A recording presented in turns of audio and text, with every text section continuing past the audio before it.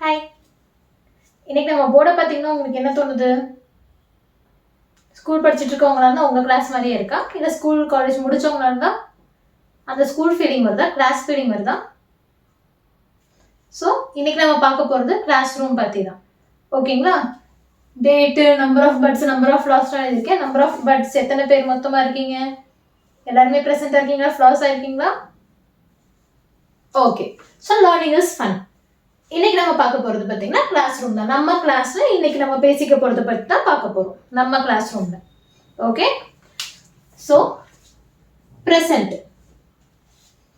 எவ்வளவு பேர் பிரசன்ட் இப்போ? எத்தனை பேர் ஆப்சென்ட்? எத்தனை பேர் லேட்டா வரீங்க? எவ்வளவு பேர் எக்ஸ்கியூஸ்ட்?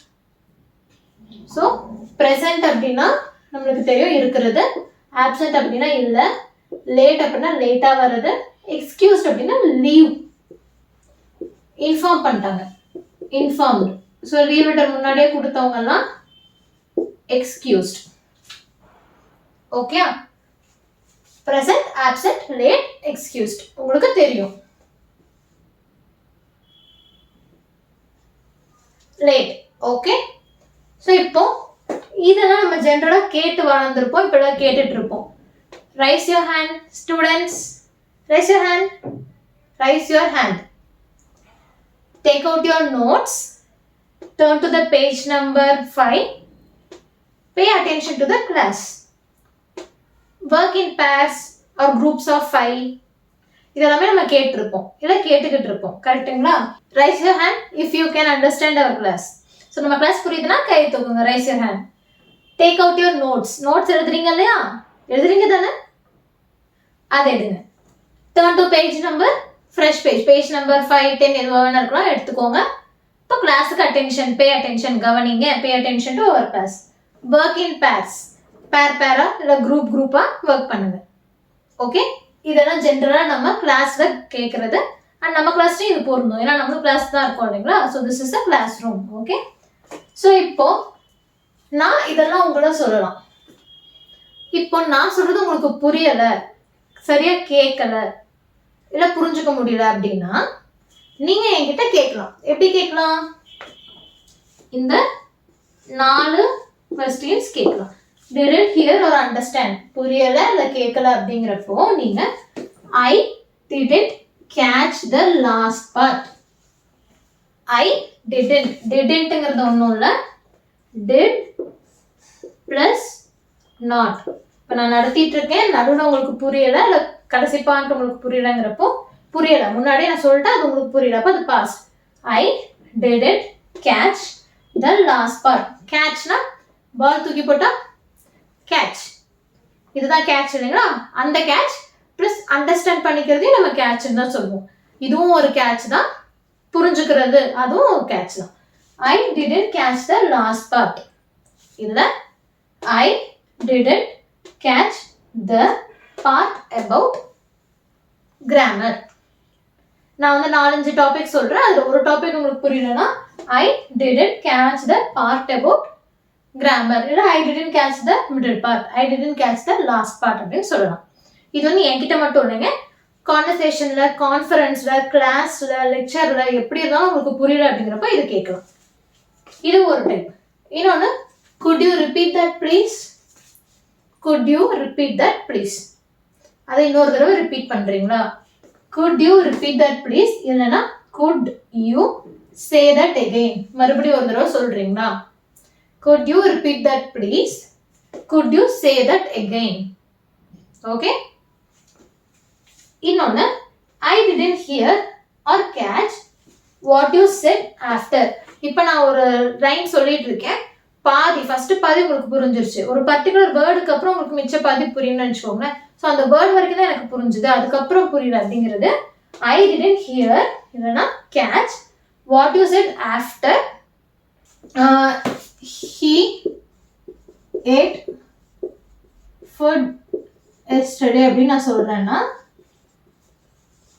இந்த ஸ்டேட்மெண்ட்ல உங்களுக்கு ஹீ ஏட் ஃபுட் வரைக்கும் தான் கேட்டுச்சு, எஸ்டர்டே கேட்கல அப்படின்னா I didn't hear what you said after food. சாப்பாடுனா அதுக்கப்புறம் எதுவுமே நம்மளுக்கு கேட்காது இல்லைங்களா? அது இல்லைன்னா I didn't catch what you said after food. So இந்த வார்த்தைக்கு அப்புறம் இருக்கிறது எனக்கு புரியலை. இது ஒரு டைப். இல்லைன்னா இன்னொன்று, நான் ரொம்ப வேகமாக பேசிட்டு இருக்கேன் அப்படின்னு நீங்கள் நினச்சிங்கன்னா, can you please speak more slowly.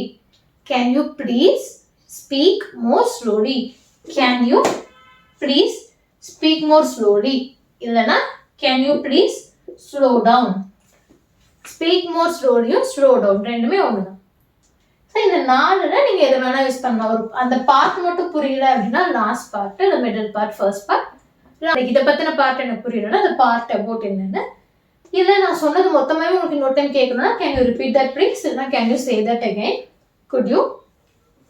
இல்லை நான் சொன்னது இது வரைக்கும் கேட்டுச்சு அதுக்கப்புறம் எனக்கு புரியல அப்படின்னா I didn't hear what you said after, இல்லைனா I didn't catch what you said after. ஏதோ. ஃபோர்த்து, கேன் யூ ப்ளீஸ், இன்னைக்கு வேகமாக பேசுகிறேன் அப்படின்னா can you please speak more slowly, இல்லைனா can you please slow down. எது வேணால் கேட்கலாம். ஸோ இந்த 4 எந்தெந்த சிச்சுவேஷன்ஸ் நம்ம கேட்கலாம் உங்களுக்கு தெரிஞ்சிருக்கு.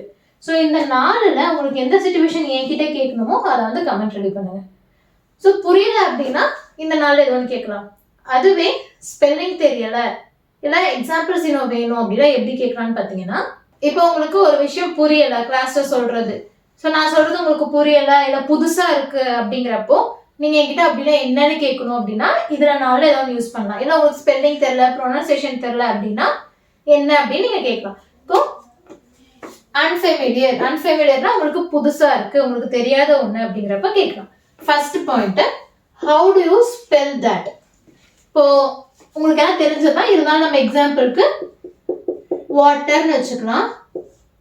ஸோ நான் water is an universal solvent, water without water we can't, இந்த மாதிரி சொல்லிட்டே வரேன். நீங்க hold on. How do you spell that. How do you spell that. Water, W-A-T-E-R, water, water, water, W-A-T-E-R, water. Okay? How do you spell that? அதை எப்படி spell பண்ணணும்னு தெரியலனா நீங்க அப்படி கேட்கலாம். இல்லைன்னா what does water mean? So அப்படின்னா என்ன, எனக்கு வாட்டர் பற்றி நீங்கள் பேசிட்டு இருக்கீங்க, பட் வாட்டர்னா எனக்கு என்னன்னு தெரியாது. So what does water mean? இல்லைன்னா how do you say water in your language?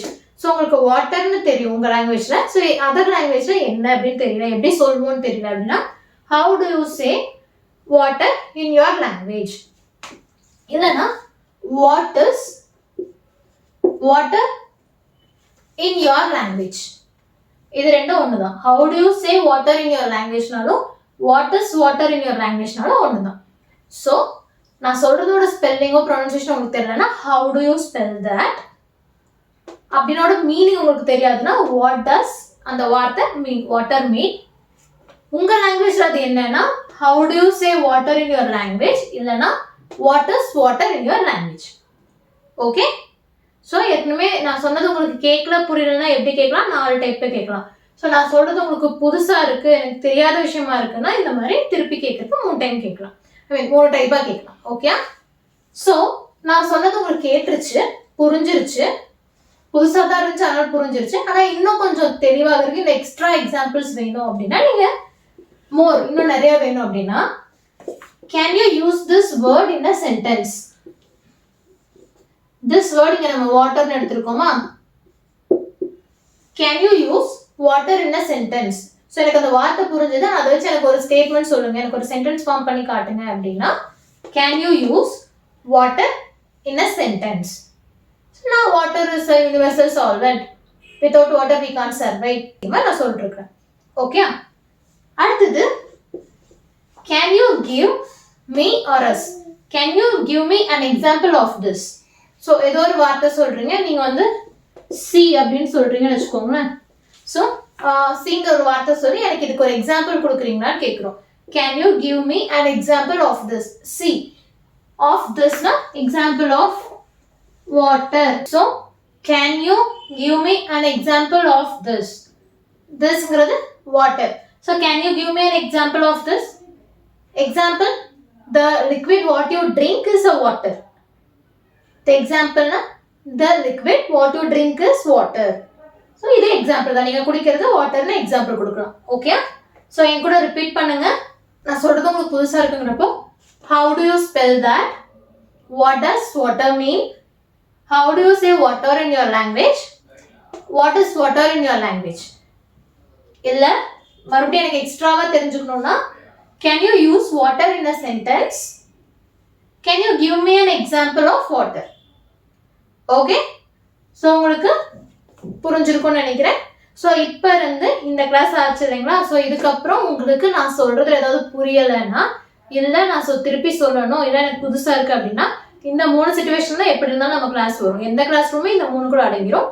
So உங்களோட டவுட்ஸை இந்த ஃபார்மேட்ல தான் எனக்கு கமெண்ட் ரெடி பண்ணணும். அதுதான் உங்களோட ஹோம்ஒர்க். இன்னைக்கு மட்டும் இல்லை, இனிமேல் நம்ம கிளாஸ் எல்லாத்துலையுமே அதுதான் ஹோம்ஒர்க். ஓகேங்களா? இதுவும் homework. Additional based on classes தனியான ஹோம்ஒர்க்ஸ் இருக்கும். பட் இது இனிமே உங்களுக்கு எப்பயுமே இதுதான் உங்களோட ஹோம்ஒர்க்காக இருக்கும். இது கூட சேர்ந்து வேற ஏதாவது வரும். பட் இது ஃபிக்ஸ்ட். Okay okay. ஸோ இது உங்களுக்கு புரிஞ்சிருக்கும்னு நினைக்கிறேன். இதில் ஏதாவது டவுட்ஸ் இருந்துச்சுன்னா இதே ஃபார்மேட்டில் கமெண்ட் ரெடி பண்ணுங்க. ஓகே, ட்ரை பண்ணுங்க, பார்க்கலாம். இது நீங்கள் மனப்பாடம் பண்ணணும்னு அவசியம் இல்லை. ஜஸ்ட் லாஜிக் தெரிஞ்சுக்கிட்டு யூஸ் பண்ணிக்கலாம். Okay okay, thank you.